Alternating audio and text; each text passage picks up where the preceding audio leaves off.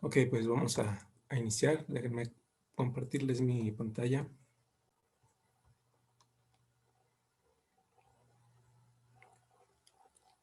Y bueno, el mensaje se titula Todo es vanidad. Ahorita vamos a ver que vanidad no es esa palabra que nosotros utilizamos, por ejemplo, sobre todo las mujeres, ¿no?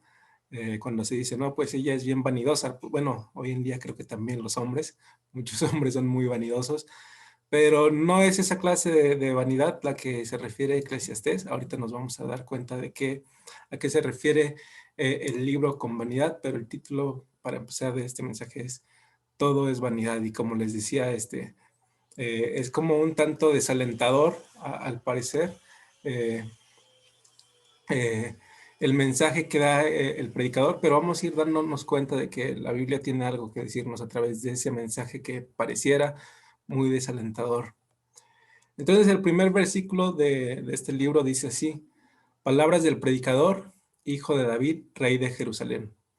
Entonces, eh, la palabra iglesia que nosotros conocemos, cuando decimos vamos a la iglesia o así, viene de eclesía, es una palabra griega que se traduce como asamblea. Entonces, en realidad iglesia quiere decir eso, asamblea.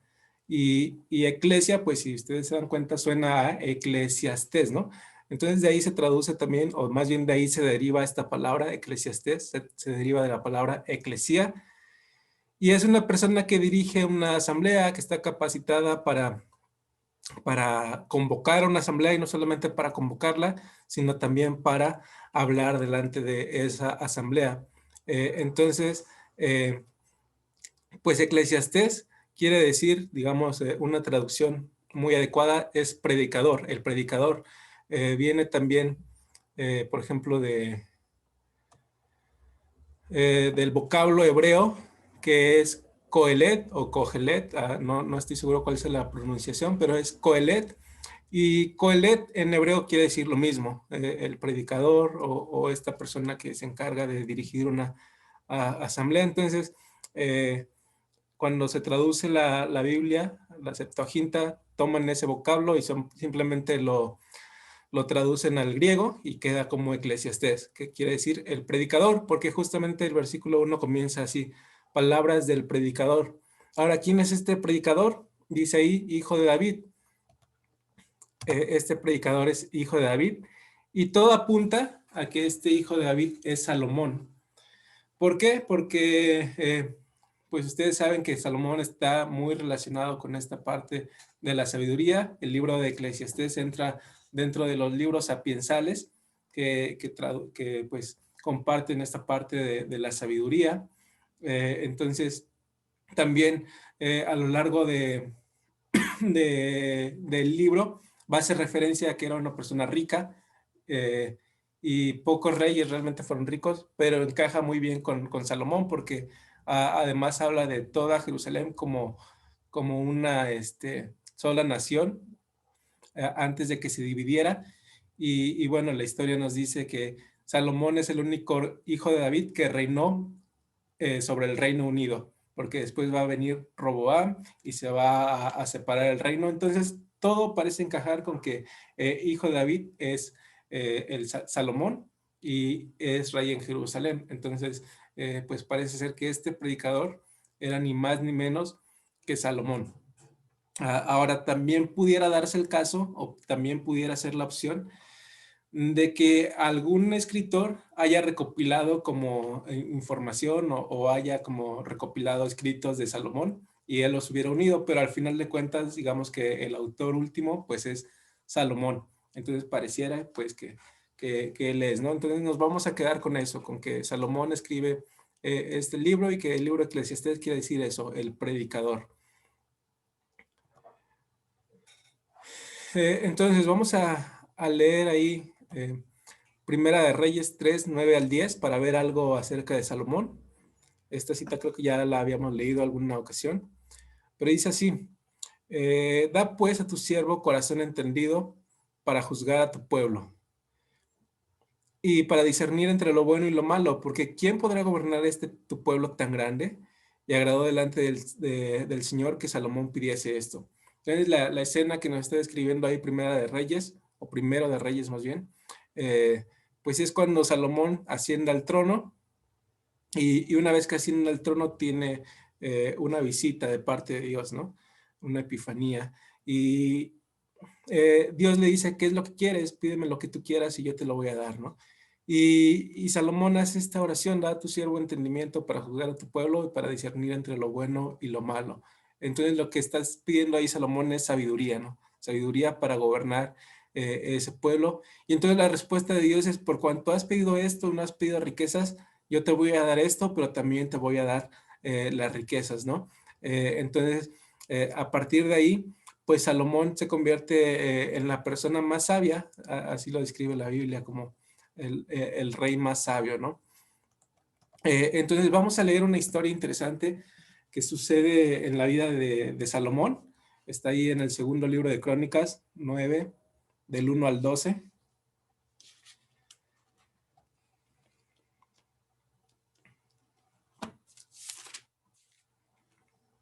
Y es un evento cuando una reina visita a Salomón. Entonces dice así: oyendo la reina de Sabá la fama de Salomón, vino a Jerusalén con un séquito muy grande, con camellos cargados de especias aromáticas, oro en abundancia y piedras preciosas, para probar a Salomón con preguntas difíciles. Y luego que vino a Salomón, habló con él todo lo que en su corazón tenía. Pero Salomón respondió a todas sus preguntas, y nada hubo que Salomón no le contestase. Y vino la reina de Sabá, la reina de Sabá, la sabiduría de Salomón, y la casa que había edificado, y las viandas de su mesa, las habitaciones de sus oficiales, el estado de sus criados y los vestidos de ellos, sus maestresalas y sus vestidos, y las escalinatas por donde subía la casa de Jehová, se quedó asombrada. Y dijo al rey: verdad es lo que había oído en mi tierra acerca de tus cosas y de tu sabiduría, pero yo no creía las palabras de ellos hasta que he venido y mis ojos han visto, y he aquí que ni aún la mitad de la grandeza de tu sabiduría me había sido dicha, porque tú superas la fama que yo había oído. Bienaventurados tus hombres, y dichosos estos siervos tuyos que están siempre delante de ti y oyen tu sabiduría. Bendito sea Jehová tu Dios, el cual se ha agradado de ti para ponerte sobre su trono como rey para Jehová tu Dios, por cuanto tu Dios amó a Israel, para afirmarlo perpetuamente. Por eso te ha puesto por rey sobre ellos, para que hagas juicio y justicia. Y dio al rey 120 talentos de oro y gran cantidad de especies aromáticas y piedras preciosas. Nunca hubo tales especies aromáticas como las que dio la reina de Sabá al rey Salomón. Bueno, los otros dos versículos ya no los vamos a leer, pero el caso es que tenemos aquí a un rey que era el rey más sabio de su época y quizás sea el hombre más sabio que ha existido. Tan sabio era que su fama se empezó a extender, ¿no? Su fama se empezó a extender y llegó a oídos de esta reina, y esta reina quiso comprobar que realmente Salomón fuera sabio, como decía, ¿no? Y cuando le hizo todas estas preguntas, esta mujer quedó asombrada, ¿no? Entonces, pues ya hemos hablado nosotros mucho acerca de la sabiduría, que tenemos que buscar la sabiduría, que tenemos que pedírsela a Dios, que también hay partes que nosotros tenemos que hacer, como leer la palabra, ¿no? Como también, pues, pedirle consejo a otras personas más sabias que nosotros. Pero bueno, ¿para qué queremos también nosotros la sabiduría? Pues para aconsejar a otras personas, ¿no? Yo no sé si te ha pasado que las personas te piden consejos. Sobre todo yo creo que en el caso de las mujeres es muy común, ¿no? Es más común que una mujer se pida consejo con otra mujer, a que un hombre se pida consejo con otro hombre, porque generalmente los hombres somos más herméticos, ¿no? No nos gusta mucho hablar de nosotros, ni tampoco abrirnos con otro hombre, ¿no? Pero con las mujeres pues es más fácil, hay como esa más facilidad, y como que las mujeres todo el tiempo están pidiendo consejos, ¿no? Entonces yo no sé si a ti te ha pasado que las personas te piden consejos, pero deberíamos como que nosotros estar preparados para cuando eso pase. Y no solamente eso, sino que deberíamos nosotros vivir de tal forma que las personas quisieran pedirnos consejos a nosotros. Yo recuerdo en uno de los trabajos que tuve, conocí a un amigo que decía que era cristiano, pero pues más bien creyente porque no asistía a la iglesia más que de vez en cuando, ¿no? Y de hecho había participado en algunas obras y así. Pero la vida que llevaba pues no era la de un cristiano. Y bueno, ahí lo conocí y él supo que yo era cristiano. Y, y a veces se daba la oportunidad de que estuviéramos solos y pues me empezaba a pedir consejos, ¿no? Porque él sabía pues que yo le podía dar un consejo acerca de la palabra y porque él de alguna manera había estado relacionado, ¿no? Y necesitaba de repente como que recordar, aunque pues le faltaba todavía un poco más de convicción, ¿no? Pero va a darse el caso de que probablemente te pidan consejos y pues hay que estar preparados, ¿no? Hay que ser sabios.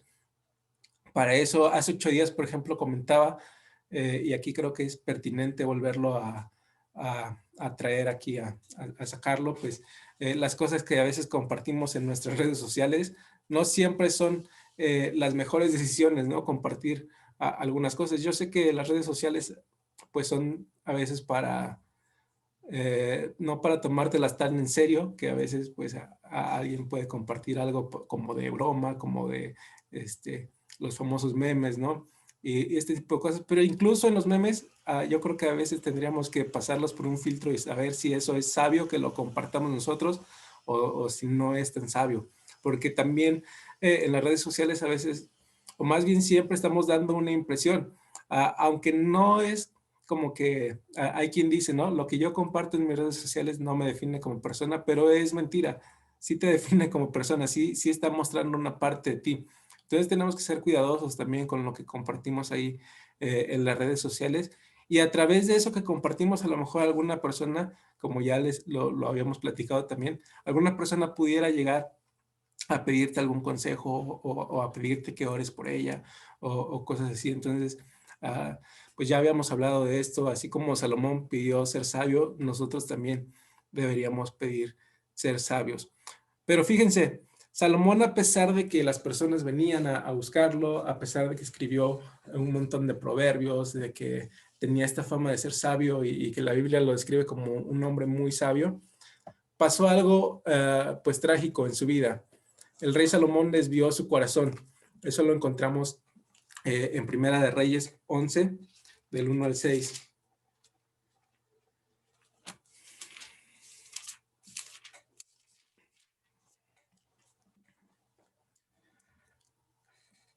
Dice así, pero el rey Salomón amó, además de la hija de Faraón, a muchas mujeres extranjeras, a las de Moab, a las de Amón, a las de Edom, a las de Sidón y a las eteas, gentes de las cuales Jehová había dicho a los hijos de Israel, no os llegaréis a ellas, ni ellas se llegarán a vosotros, porque ciertamente harán inclinar vuestros corazones tras sus dioses.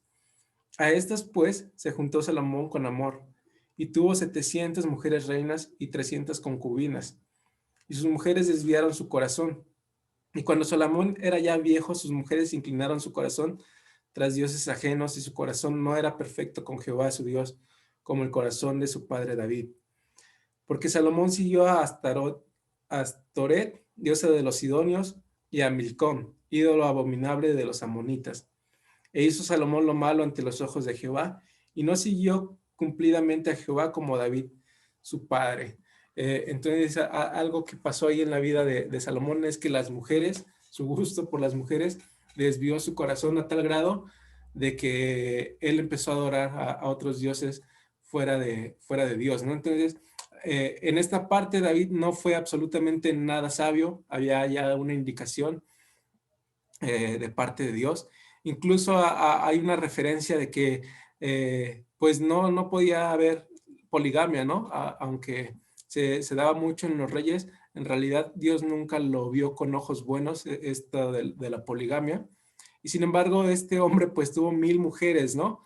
Eh, algunas de esas mujeres fueron como por estrategia política, por ejemplo, para hacer un pacto con Egipto, el rey se casó con una de las hijas del rey de Egipto porque había ahí intereses políticos y probablemente otras mujeres fueron así, pero lejos de eso, pues estaba mal lo que estaba haciendo Salomón, porque no debería de haber tenido más de una mujer y tampoco debió haber tenido mujeres que no fueran hebreas, porque ya Dios había dicho, van a inclinar tu corazón detrás de otros dioses. Y es justamente lo que le pasa a Salomón.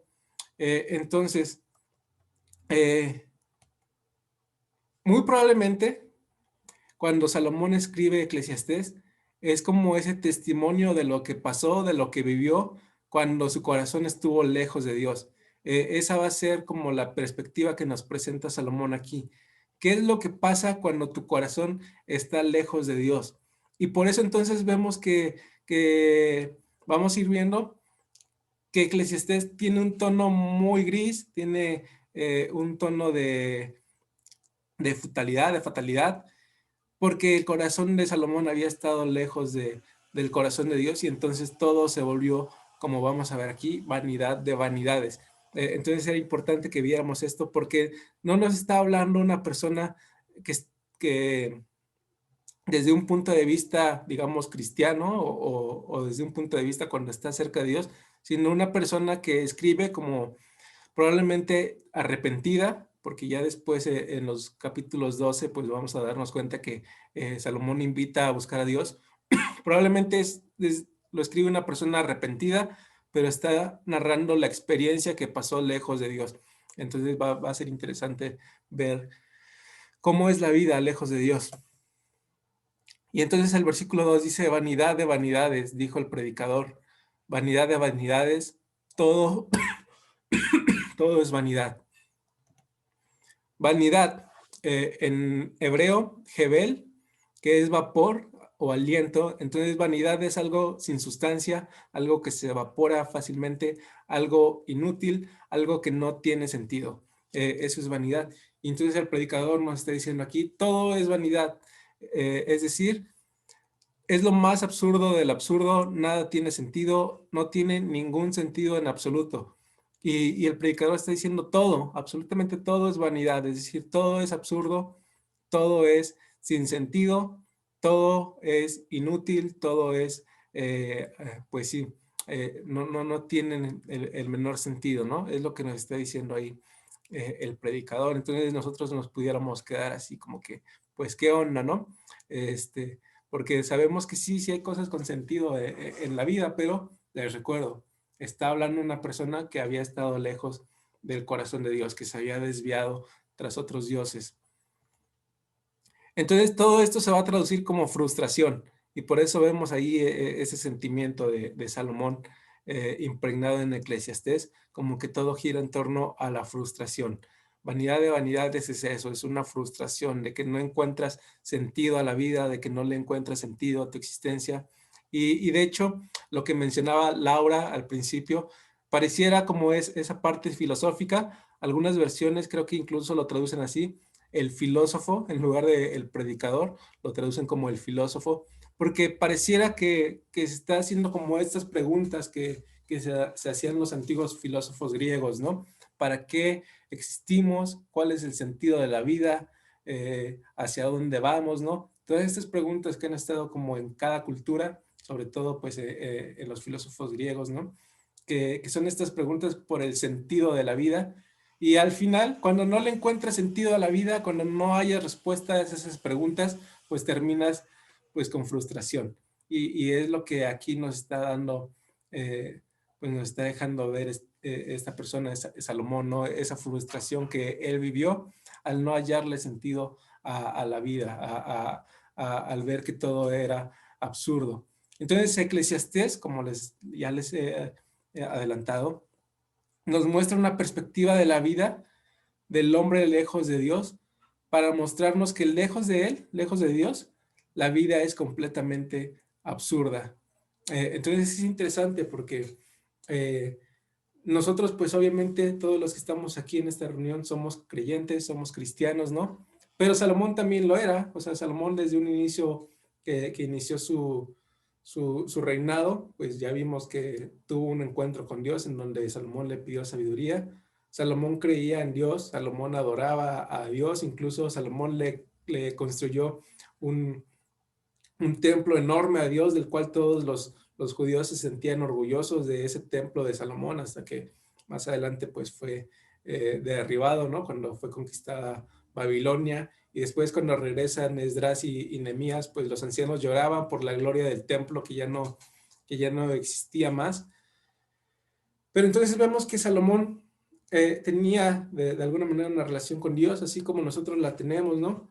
Entonces, él al final se terminó desviando a causa de las mujeres y nosotros nos podemos terminar desviando a causa también de una relación o nos podemos desviar a causa de alguna, no sé, a, alguna empresa, algún proyecto que dejemos de lado a Dios. Eso lo hablaba de hecho el jueves en la reunión de oración. A veces nosotros nos sentimos como autosuficientes, como que no dependemos de Dios, como que hay actividades que nosotros podemos hacer por nuestra propia cuenta sin depender de Dios, pero la realidad es que nosotros dependemos totalmente de Dios. Todo lo que hacemos, todo lo que emprendemos, todos nuestros días dependen totalmente de Dios y por eso nosotros deberíamos de iniciar cada día pues pidiendo la guianza de Dios, pidiendo que Dios nos guíe, pidiendo que Dios nos hable, pidiendo que Dios nos dé esa indicación de qué tenemos que hacer, ¿no? Pero entonces vemos que este libro nos habla de cuando un hombre se aleja de Dios y pudiéramos nosotros estar pensando en aquel amigo o en aquel familiar inconverso, pero nos habla también a nosotros, porque también nosotros a veces nos apartamos de Dios, porque también a veces dejamos a Dios fuera de algún proyecto, fuera de alguna relación, fuera de de alguna decisión, ¿no? Como en dónde voy a trabajar, en dónde voy a estudiar, ¿no? En dónde voy a vivir, en dónde me voy a congregar, por ejemplo, si por alguna razón alguien tuviera que cambiar de domicilio, tuviera que buscar otra iglesia, también ahí no tendrían que preguntarle a Dios en dónde se deben congregar. Pero entonces vamos a ir viendo esta parte. Eclesiastés nos muestra una perspectiva de la vida del hombre lejos de Dios, para mostrarnos que lejos de Él la vida es completamente absurda. La vida no tiene sentido sin Dios. Versículo 3. ¿Qué provecho tiene el hombre de todo su trabajo con que se afana debajo del sol? Y la respuesta es ninguno. Es esta clase de preguntas retóricas que a Pablo le encanta hacer. Vemos que también a Salomón le gustaban hacer estas preguntas en donde la respuesta está dentro de la misma pregunta o se espera ya se espera esa respuesta, ¿no? Entonces dice, ¿qué provecho tiene el hombre el hombre de todo su trabajo con que se afana debajo del sol, es decir, en el día a día, aquí en la tierra de los vivientes? ¿Qué provecho tiene el hombre con todo ese afán, con todo ese trabajo? Y la respuesta que espera recibir es ninguno, no tiene ningún provecho. Y entonces Eclesiastés nos va a enseñar que si la actividad humana se limita a lo que hay en esta tierra, entonces nada tiene sentido. Si nada más venimos aquí a esta tierra a vivir 70, 80, 90 años y después de eso no hay nada, entonces esta vida no tiene sentido. A menos que después de esta vida haya algo más, a menos que después de esta vida nos espere algo más, entonces esta vida tiene sentido. Pero si no hay nada después de esta vida que nosotros tenemos aquí en la tierra, entonces todo es absurdo, todo es vanidad de vanidades, nada tiene sentido. Y eso es lo que nos está diciendo aquí Eclesiastés, pero nosotros como creyentes sabemos que sí hay algo que nos espera más allá de esta vida, ¿no? No recuerdo quién dijo que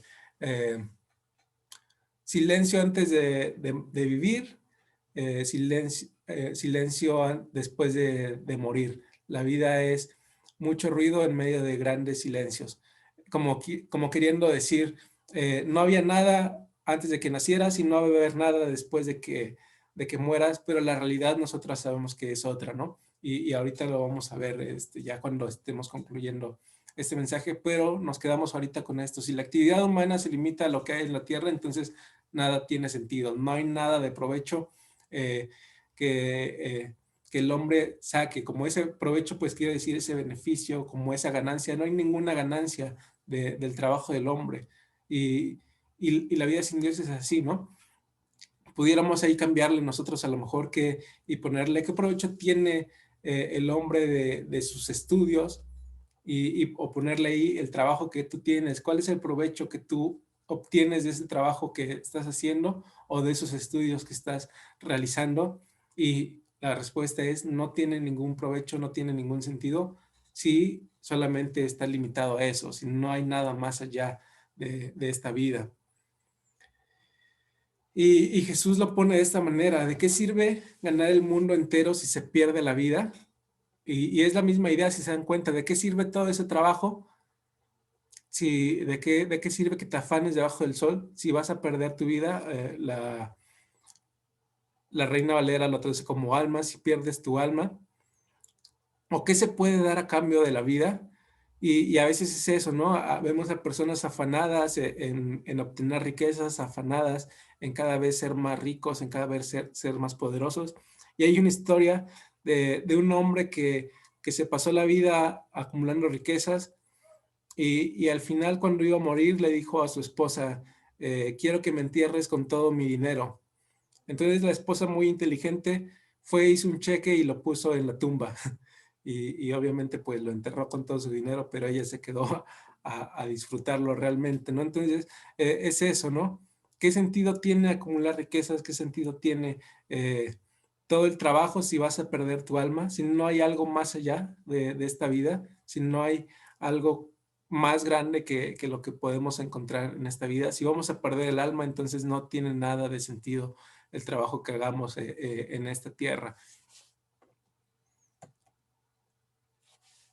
Aquí hay una serie de versículos que va a empezar a hablar como en un ciclo, como en un ciclo infinito prácticamente, ¿no? Generación va y generación viene, mas la tierra siempre permanece y es lo que vemos, ¿no? Pasa una generación, luego viene otra, pero las cosas siguen siendo igual. Por eso dice el versículo 5: sale el sol y se pone el sol y se apresura a volver al lugar de donde se levanta. Y eso es algo que vemos todos los días, ¿no? Todos los días eh, vemos que amanece, todos los días vemos el ocaso del sol, todos los días vemos los atardeceres, todos los días vemos un ciclo que no tiene fin, un ciclo que no para y es siempre lo mismo, siempre lo mismo. Y el versículo 6 dice: el viento tira hacia el sur y rodea al norte, va girando de continuo y sus giros vuelven el viento de nuevo. Es decir, también el aire siempre tiene un ciclo. De hecho, hay una época del año, por ejemplo, en la que llega hasta acá, hasta México, la arena del Sahara, porque siempre es como ese mismo ciclo y siempre en esa temporada la arena del Sahara, arrastrada por los vientos, llega hasta acá, hasta México, ¿no? Entonces vemos siempre un ciclo constante, un ciclo que no para, un ciclo infinito. El versículo 7 sigue en el mismo sentido: los ríos todos van al mar y el mar no se llena. Al lugar de donde los ríos vinieron, allí vuelven para correr de nuevo. Y una imagen como esta seguramente la viste tú en alguno de tus libros de primaria, el ciclo del agua, cómo sucede la evaporación, luego la condensación, luego la precipitación o la lluvia, y de la lluvia el agua cae en la tierra, se filtra y luego sale en forma de ríos y los ríos regresan al mar, ¿no?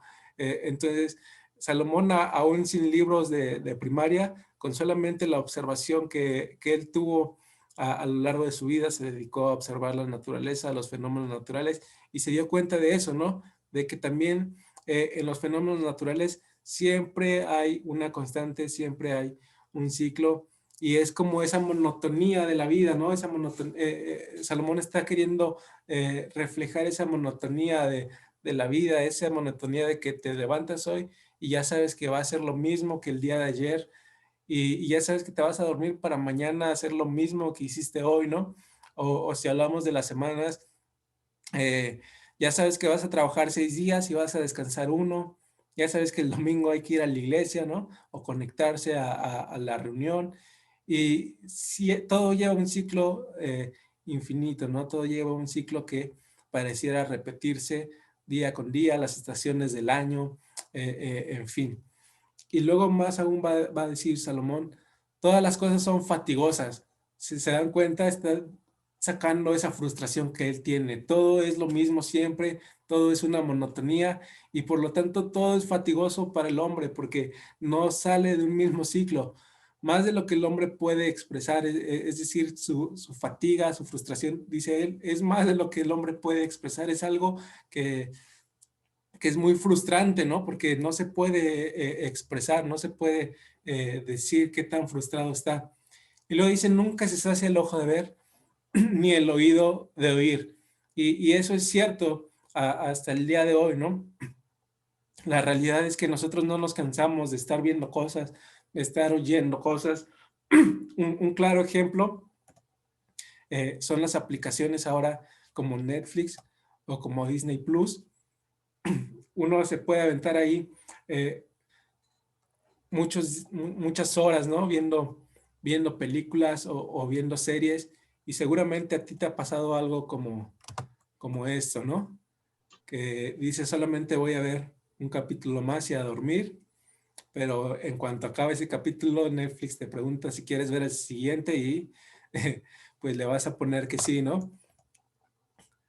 O algo así, ¿no? Cuando Netflix te pregunta si verás otro capítulo más y la fuerza de voluntad no te alcanza para, para quitarlo, ¿no? Entonces, de ver un solo capítulo, terminas aventando toda una temporada porque el ojo nunca se sacia de ver.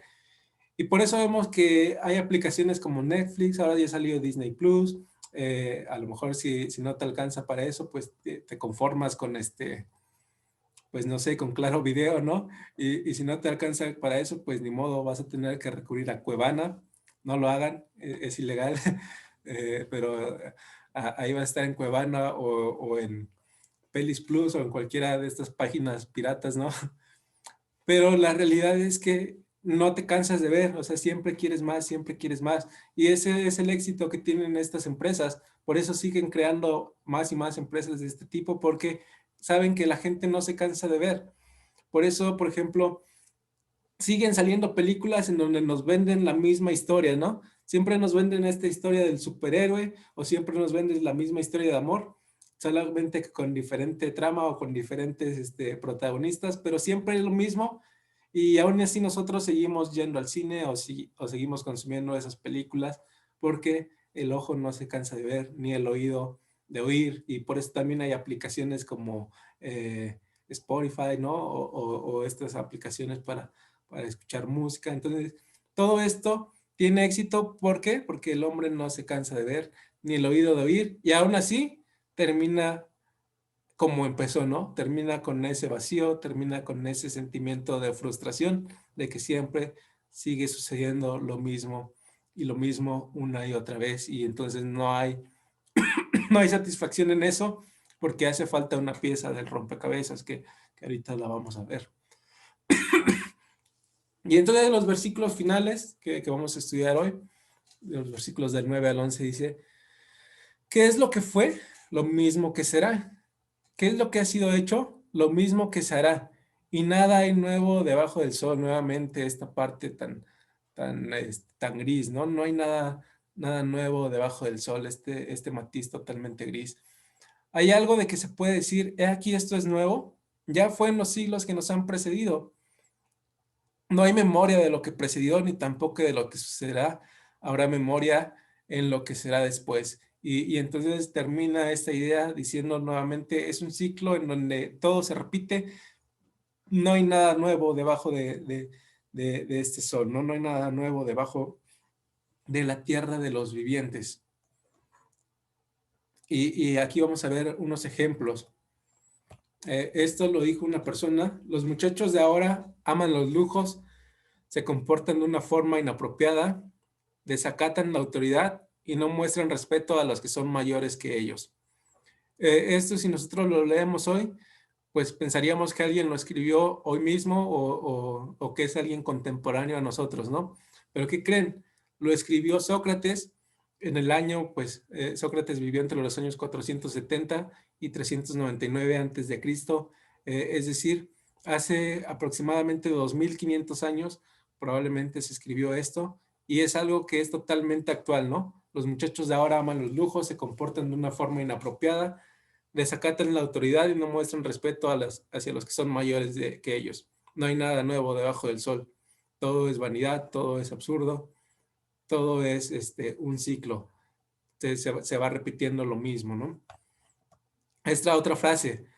Los jóvenes de hoy solo piensan en sí mismos, no tienen ninguna reverencia por sus padres o los ancianos, se impacientan ante toda restricción y hablan como si lo supieran todo.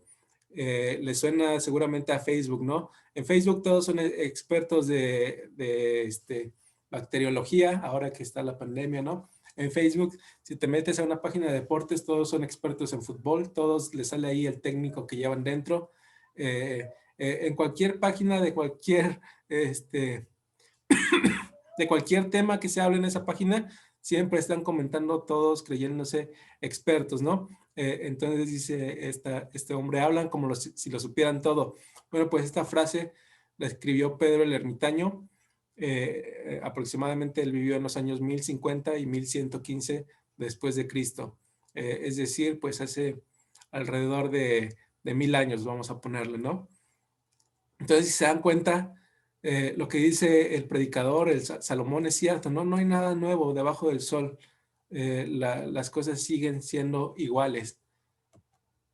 La homosexualidad, ¿no? O nosotros pudiéramos pensar en que no, hoy en día está horrible la homosexualidad, es algo que se ha desatado. Bueno, pues déjame decirte que la homosexualidad se permitía en los imperios griegos y romanos y de hecho era aceptada. Era muy común que alguien, incluso los emperadores, tuvieran a un joven hombre varón, siendo el emperador también hombre varón, para cumplir sus deseos sexuales, ¿no? Entonces, era algo muy común. Las personas mayores, los hombres mayores, tenían a un joven que pues era del mismo sexo que él y lo tenían, tiene un nombre, no recuerdo cómo se llamaban, pero eran como, digamos, hombres de compañía, por así decirlo, ¿no? Pero servían pues para satisfacer los deseos sexuales. En cuanto a las mujeres, no se presentaba mucho, era más en los hombres, pero vemos que incluso en el Imperio Romano tiene su auge, pues 400 años antes de Cristo y unos 400 años después, aproximadamente. Entonces vemos que hace 2000 años ya existía también la homosexualidad, ¿no? Y si nos remontamos aún a tiempos de Abraham y de Lot, vamos a recordar entonces que Lot estaba ahí en Sodoma, en Gomorra, que eh, pues, fueron exterminadas porque había un desenfreno increíble ahí, ¿no? Y incluso cuando llegan los ángeles, le dicen a Lot, déjanos conocer a estos hombres bueno, sácalos para que los conozcamos. Esa palabra, los conozcamos, están refiriendo para que tengamos relaciones sexuales con ellos. Y entonces vemos que aproximadamente unos 1500 años antes de Cristo, también ya se presentaba toda esta homosexualidad que incluso llegó a tal grado que Dios destruyó esas ciudades, ¿no? No hay nada nuevo debajo del sol nuevamente, ¿no? Vemos eso, ¿no? Todo sigue igual que como estaba antes. Si hablamos del horóscopo, no sé si ustedes se han dado cuenta que últimamente como que muchas personas andan compartiendo su horóscopo, ¿no? O comparten algo relacionado. Yo en Facebook me impresiona la cantidad de mis contactos que creen en el horóscopo, porque se supone que muchos de ellos dicen estamos en pleno siglo XXI, ¿no? A los cristianos nos llaman retrógradas y quieren según ellos se creen muy progresistas, ¿no? Pero creen en el horóscopo y yo me pregunto, ¿en qué cabeza cabe, ¿no? Creer en algo así. Pero el horóscopo también no es algo nuevo, es algo que tiene sus inicios unos 2000 años antes de Cristo, en las culturas indoeuropeas. Bueno, hay varias ahí, como que hay varias raíces, tanto en Europa como en la India, pero y a lo mejor con diferentes matices ha ido cambiando, evolucionando hasta que llegó a lo que conocemos hoy en día. Pero incluso el horóscopo no es algo, no es una novedad, aunque ahorita tenga mucha fuerza, que no me explico por qué tiene tanta fuerza, dirían ellos en pleno siglo XXI, ¿no? Creyendo esas cosas.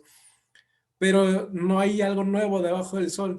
Siguen siendo las mismas cosas, las mismas prácticas, los mismos pensamientos, las mismas actitudes del ser humano, siguen siendo las mismas hoy que las que eran hace 2000 años, que las que eran hace 4000 años, ¿no? Entonces, es interesante lo que dice ahí el predicador, ¿no? El ser humano sigue siendo el mismo en esencia.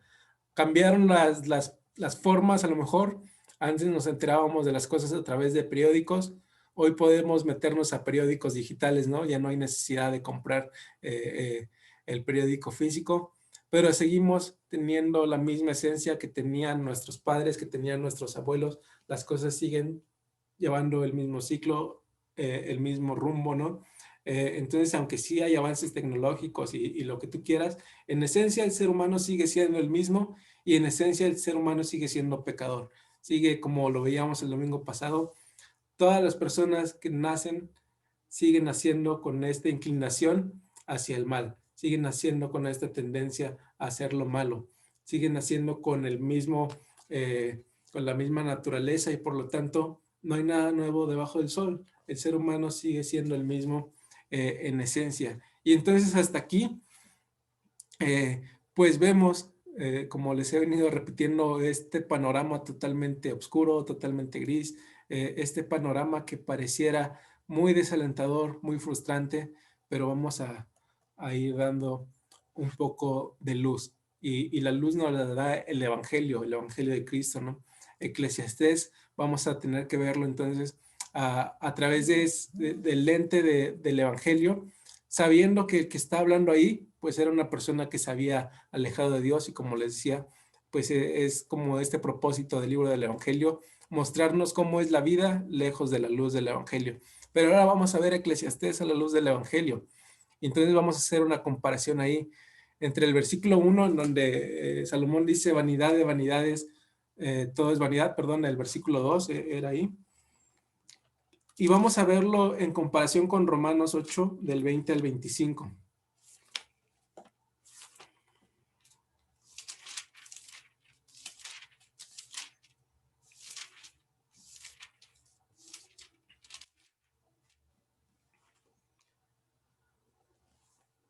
Dice así, porque la creación fue sujetada ¿a qué? A vanidad. La creación fue sujetada a un sinsentido, a algo absurdo, a algo, pues sí, que no, a algo inútil, ¿no? La creación fue sujetada a no ser plenamente como Dios la había diseñado, sino a algo absurdo, no por su propia voluntad, sino por causa del que la sujetó en esperanza, y ahí entonces ya comienza a entrar la luz porque sí es cierto, la vida es quizás, está llena de aflicciones y quizás la vida pudiera parecer absurda, pero fue sujetada en esperanza y entonces vemos que en la vida sí hay esperanza, porque también la creación misma será libertada de la esclavitud de corrupción a la libertad gloriosa de los hijos de Dios, porque sabemos que toda la creación gime a una y a una está con dolores de parto hasta ahora. Y no solo ella, sino que también nosotros mismos que tenemos las primicias del Espíritu, nosotros también gemimos dentro de nosotros mismos, esperando la adopción, la redención de nuestro cuerpo. Porque en esperanza fuimos salvos, pero la esperanza que se ve no es esperanza, porque lo que alguno ve, ¿a qué esperarlo? Pero si esperamos a lo que no vemos, con paciencia lo aguardamos. Entonces nos damos cuenta Bien. ahí el contraste, ¿no? La madre. A mi tía. Entre solamente ver una perspectiva de un corazón que está lejos de Dios, al cual todo le va a parecer vanidad de vanidades, es decir, al cual todo le va a parecer absurdo, pero ahora vemos en Romanos a un Pablo diciéndonos, sí, la creación fue sujetada a algo absurdo, pero hay esperanza. Hay esperanza porque los hijos de Dios van a ser redimidos, y no solamente los hijos de Dios, sino toda la creación, porque cuando Dios creó el mundo, Dios dijo, fue bueno, no solamente cuando creó al hombre, sino cuando creó cada parte del universo, el universo fue hecho bueno, y cuando crea al hombre fue hecho bueno en gran manera. Entonces Dios va a redimir toda esa creación. Dios no va a permitir que el diablo venza y que la creación que Dios hizo perfecta quede dañada o quede corrompida, sino que va a haber esta redención de la creación misma cuando seamos redimidos nosotros, en la manifestación gloriosa de los hijos de Dios, dice ahí Romanos. Entonces vemos que, aunque pareciera que la vida no tiene sentido, sí lo tiene porque tenemos esperanza. Entonces vemos este contraste, ¿no? El predicador hablando desde un corazón lejos de Dios contra Pablo hablando de un corazón que estaba cerca de Dios.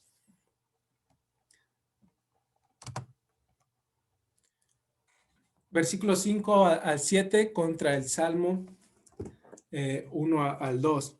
Estos versículos son donde habló ahí de todos estos ciclos de la tierra, donde veíamos ahí el ciclo del agua, el ciclo del aire, y que pareciera que no tiene sentido, ¿no? O sea, el mar no se cansa de recibir las aguas, ¿no? ¿Qué provecho hay en eso? Pareciera decir el predicador. Como que qué sentido tiene que todo se repita diariamente, ¿no? Pero entonces el Salmo 19, el 1 al 2, nos va a decir lo siguiente: los cielos cuentan la gloria de Dios.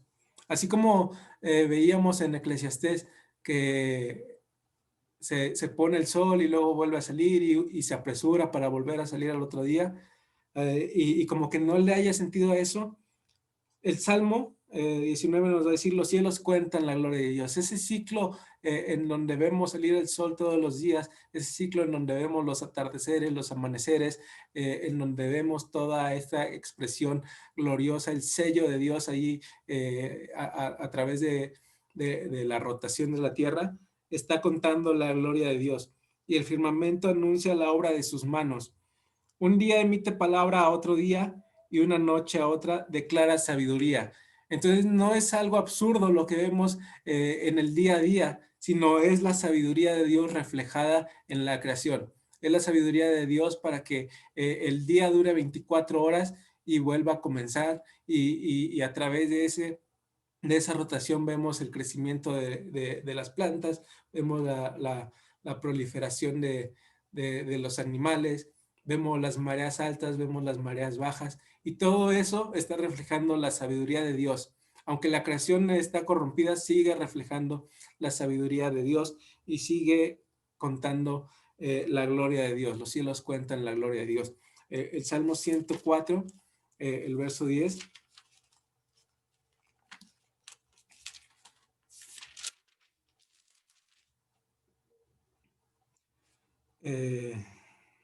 Dice: tú eres el que envía las fuentes por los arroyos, van entre los montes. Entonces eso que decía Salomón, ¿no? De que los ríos corren y el mar no se sacia. Bueno, aquí el Salmo nos está diciendo que Dios es el que envía las fuentes por los arroyos, por los ríos, los que van entre los montes y entonces los que llegan al mar. Dios es el que está controlando eso, y la palabra dice que sin la voluntad de Dios, pues nada sucedería, ¿no? Entonces el cauce de los ríos y todo lo que sucede con ellos, el ciclo del agua, está controlado por Dios, y vemos nuevamente ahí la sabiduría y el poder de Dios. Y entonces vemos que no es como el predicador lo decía, ¿no? No es todo absurdo, porque eso que él llama absurdo en realidad está reflejando la gloria de Dios, y en realidad está reflejando la sabiduría y el poder de Dios.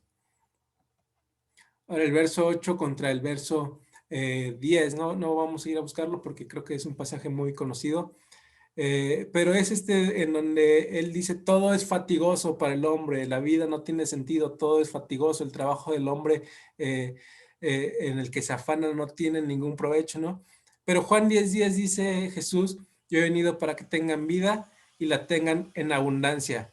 Entonces vemos que no es totalmente fatigoso, aunque sí obviamente nos cansamos en el trabajo, ¿no? Aunque sí obviamente a veces ya quisiéramos vacaciones y cosas así. En realidad la vida del hombre la puede vivir en abundancia y en plenitud, porque Cristo ha venido para que tengamos esa vida en abundancia y en plenitud. Entonces deja de ser esta vida frustrante, deja de ser esta vida fatigosa, para pasar a vivir una vida abundante y en plenitud. Y luego los últimos versículos, versículos del 9 al 11, en donde veíamos que no hay nada nuevo debajo del sol. De nuevo, yo creo que no hace falta que vayamos a las citas. Ezequiel 36:26 dice: yo les daré un nuevo corazón y quitaré ese corazón de piedra y les daré uno de carne. Entonces vemos que sí hay cosas nuevas, ¿no? Dios nos ha dado un nuevo corazón, aunque el predicador dice que no había nada nuevo debajo del sol. Segunda de Corintios 5:17 dice: si alguno está en Cristo, nueva criatura es. Nueva criatura es, si hay cosas nuevas debajo del sol. Y Apocalipsis 21 nos describe algo glorioso, porque nos describe la nueva Jerusalén, nos describe el cielo nuevo y la tierra nueva. Entonces, aunque ya vimos que sí tenía mucha razón el predicador y ya lo vimos, ¿no? Como hay un ciclo tras otro y la esencia del hombre sigue siendo la misma. También Dios transforma las vidas, también Dios transforma los corazones, haciéndonos nuevas criaturas. Entonces, ya visto a la luz del Evangelio, pues cambia, ¿no? Entonces, el propósito de Eclesiastés es que dejemos de estar esperanzados en las cosas de este mundo y nuestra esperanza esté puesta en Dios. Ese es el propósito que Eclesiastés tiene, que nosotros dejemos de estar viendo esas cosas que veía el predicador y en las cuales él no encontró ningún contentamiento, y empecemos a poner nuestra esperanza en Dios, porque veíamos que entonces él está hablando desde un corazón alejado de Dios, puesto en las cosas de este mundo, y entonces sí, este mundo se convierte en algo absurdo, algo sin sentido. Pero cuando llega la luz del Evangelio a nosotros y nosotros ponemos nuestra esperanza en Dios, entonces la vida cobra sentido, y no solamente esta vida, sino que sabemos que hay algo más que nos espera, ¿no? Y quiero pues volver a leer este versículo que dice: ¿qué provecho tiene el hombre de todo su trabajo con que se afana debajo del sol? Y ahí, perdónenme por esa imagen, sé que está un poco fuerte, pero quería platicarles algo del holocausto, o lo que vivieron los judíos cuando fue la Segunda Guerra Mundial. Ellos eran llevados a los guetos, a los campos de concentración, y ahí eran maltratados de unas formas pues muy, muy, muy inhumanas, ¿no? Parecía que los nazis estaban solamente ideando qué nuevas formas de maltrato podían aplicarles a los judíos. Pero una muy en particular fue cuando los ponían a cargar escombro de un lado hacia el otro. Y cuando llegaban digamos, era una pila de escombros y ellos tenían que llevarlo hacia otro lado. Cuando terminaban toda esa pila de escombros y ya la habían puesto en el lugar que les decían, los nazis decían: bueno, ahora de ahí donde las pusieron, tienen que regresarla a donde los habían puesto. Entonces era algo sin sentido, algo que no tenía ningún provecho. ¿Para qué voy a mover algo hacia un lugar y luego lo voy a regresar, ¿no? Además, la gente pues estaba totalmente hambrienta, totalmente famélicos, no tenían ningún tipo de condiciones salubres ni de condiciones pues que les permitieran tener fuerzas, y tenían que hacer ese trabajo que no tenía ningún sentido. Entonces lo que pasaba es que había unas cercas eléctricas ahí, y gente que decía: bueno, pues yo ya no le encuentro sentido a esto, prefería ir y electrocutarse con las cercas para por fin ponerle fin a ese sinsentido de su vida, a todo ese maltrato. ¿Por qué?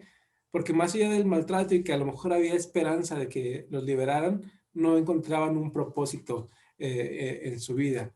Entonces, esa es como la lección a lo mejor muy fuerte que nos deja ese episodio. Si no encuentras un sentido o un propósito en tu vida, entonces pues no vas a disfrutarla y vas a vivir frustrado, ¿no? Y entonces sería cierta esta frase que dice Salomón: ¿qué provecho tiene el hombre de todo su trabajo con que se afana debajo del sol? Si no tienes ningún propósito, pues no tienes ningún provecho. Y a lo mejor, bueno, aquí te pongo unas preguntas. ¿Tú te aburres, te frustras, te desesperas, sientes ansiedad? Y yo creo que la respuesta es sí, ¿no? Sobre todo ahora que pues hemos tenido que estar en confinamiento durante tantos meses, en donde pues ya no se ve como para cuándo va a acabar esto. Probablemente ya hubo un día o varios en donde te sentiste aburrido o frustrado o desesperado, o incluso sentiste ansiedad, ¿no? A mí me ha pasado, así que pues puedo saber que probablemente a ti también te ha pasado. Probablemente no todo el tiempo, pero sí de vez en cuando, a lo mejor unos días sí, otros días no, pero probablemente te haya pasado algo similar, ¿no? Por ahí alguien dijo: soy artista, con H. ¿Por qué? Porque me dedico a estar harto. A veces ya estamos hartos de todo lo que nos rodea, ¿no? De todo este encierro, de no poder ver a tus amigos o tus seres queridos. Pero bueno, lo que quita ese hastío, ese hartazgo, esa frustración, es tener un propósito. Y el propósito que nosotros tenemos es el de alabar a Dios. Hemos sido creados con ese propósito. Entonces, aún en medio de cualquier cosa, nuestro propósito sigue siendo el mismo, el de alabar a Dios. Y entonces, aunque vivamos toda esta situación desesperante, quizás, si tenemos ese propósito, pues entonces el hastío va a ceder, va a disminuir. Y aquí una última cosa, si el hombre más rico de su época no encontró placer en sus riquezas, ¿por qué habríamos de encontrarlo nosotros, no? Eso lo pongo porque probablemente tú vayas a tu trabajo o a tus estudios, como ya lo hemos dicho, pensando en tener un mejor futuro, y eso está muy padre, eso es muy bueno y te aliento que así sea. Pero si solamente estamos como que enfocados en eso y dejamos fuera de esa empresa a Dios, pues entonces no vamos a encontrar frustración. Si nuestro propósito antes de alabar a Dios es un propósito de enriquecernos o de lo que tú quieras, menos de alabar a Dios, pues entonces no vamos a encontrar un placer o una satisfacción en eso. Ni siquiera Salomón, o sea, Salomón, que era el hombre más rico de su época, los reyes le llevaban su oro, no había guerra, por lo tanto él no tenía que gastar. Al contrario, los reinos vecinos le ofrendaban a él, y él siempre tuvo como que esas riquezas. Tuvo 1000 mujeres, o sea, eh, tuvo 1000 mujeres, y ni siquiera teniendo 1000 mujeres, pues pudo él encontrar satisfacción, porque la satisfacción no está en eso. La satisfacción la debió haber encontrado en Dios. Entonces, si él, teniendo todo lo que tuvo, no encontró satisfacción y nos deja este libro en donde nos da un panorama totalmente gris, nuestro panorama va a ser gris también si no encontramos, como decíamos hace 8 días, nuestro deleite en Dios, nuestro gozo en Dios. ¿Por qué habríamos de encontrarlo nosotros si ni siquiera Salomón pudo, no? Entonces, ya para terminar, Dios es la pieza que hace falta para que nuestra vida tenga sentido, para que nuestra vida no sea como la que describe aquí Salomón, sin sentido, totalmente absurda. Dios es esa pieza que hace falta, y dijo alguna persona, todos nosotros tenemos un hueco tamaño Dios, y así es, ¿no? Lo único que nos puede satisfacer es Dios mismo, y entonces, pues, esa es la invitación en este estudio que vamos a estar teniendo Eclesiastés, a que veamos cómo sería nuestra vida sin Dios, y como le repito, aún nosotros como creyentes de repente nos podemos alejar de Dios, y probablemente a ti te ha pasado algo así, ¿no? Que te sientes en pecado con Dios y dejas de orar, dejas de buscarle, y entonces como que todo te molesta, ¿no? Todo te choca, andas de malas, no encuentras sentido a las actividades que haces, y no es hasta que vienes y en arrepentimiento le pides perdón a Dios que Dios regresa ese gozo a tu vida, porque Dios siempre va a ser la pieza faltante para nosotros, y no debemos de dejar nunca de lado a Dios, porque pues nos vamos a frustrar, como así estaba frustrado Salomón. Nos vamos a frustrar también nosotros si dejamos de lado a Dios, y pues